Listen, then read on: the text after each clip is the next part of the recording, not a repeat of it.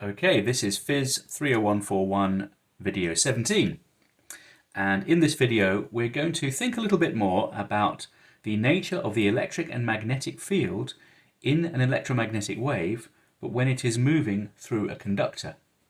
So we remind ourselves that in an electromagnetic wave, the electric field and the magnetic field together constitute the wave. So as we have written before, we can describe the electromagnetic wave as a pair of fields, E and B, which have some magnitude and direction, but which oscillate together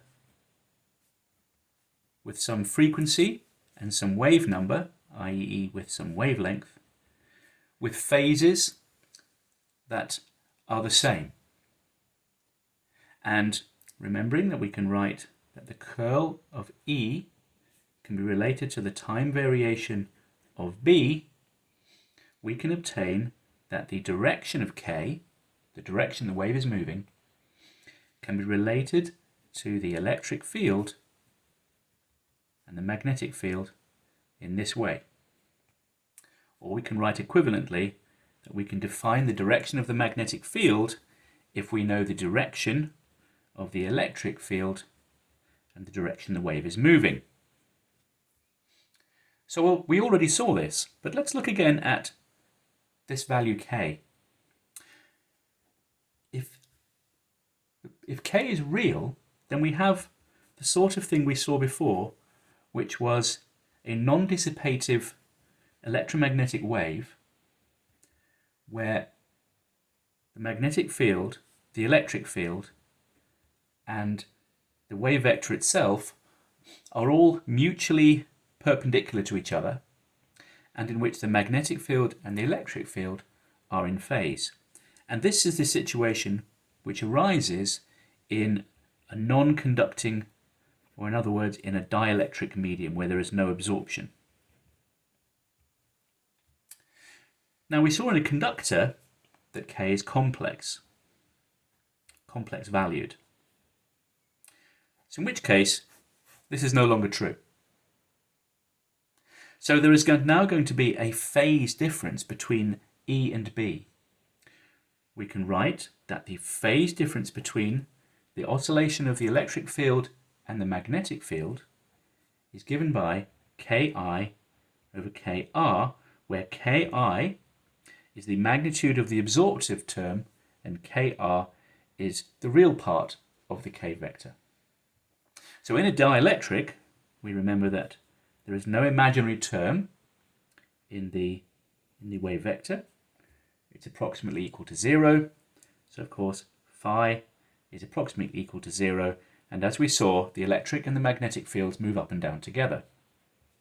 But in a conductor, we can write down that the ratio between B and E, which is K over omega, can be written in this way. So again, we write out the two terms.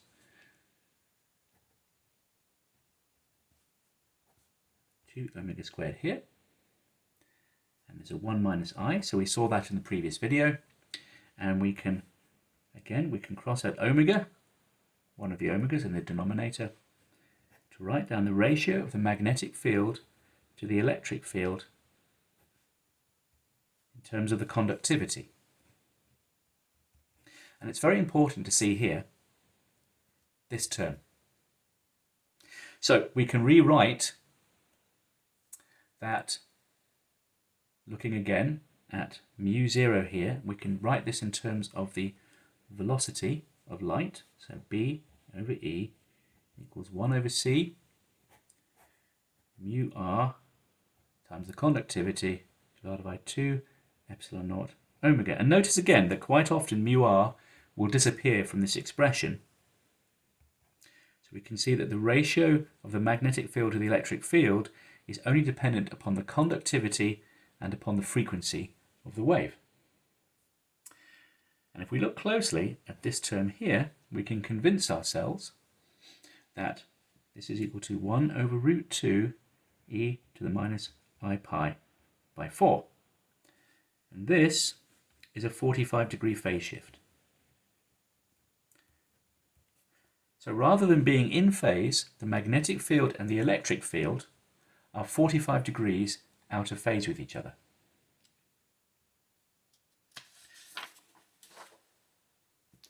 So let's write that down one more time. The ratio of the magnetic field to the electric field has this 1 over c term, which we recognize, which is the same as when we had the free space situation. But we have this extra term which modifies the ratio of the magnetic field to the electric field over and above this ratio c that we see in a vacuum. And then we have this phase difference at the end. And of course we said that in a good conductor, this is much, much bigger than 1. So remember, we should relate this to the fact that B over E equals 1 over C in a vacuum. So on the right we have the vacuum situation, and on the left we have this situation in a conductor. And we should relate that as well to what we see in a dielectric. So in a dielectric, the ratio of the magnetic field to the electric field is, roughly speaking, N over C. Remember that N is a refractive index, which is of the order of 1. So there's not a big change in the ratio of the magnetic field to the electric field in a dielectric, but there is a vast change between the magnetic field and the electric field in a conductor.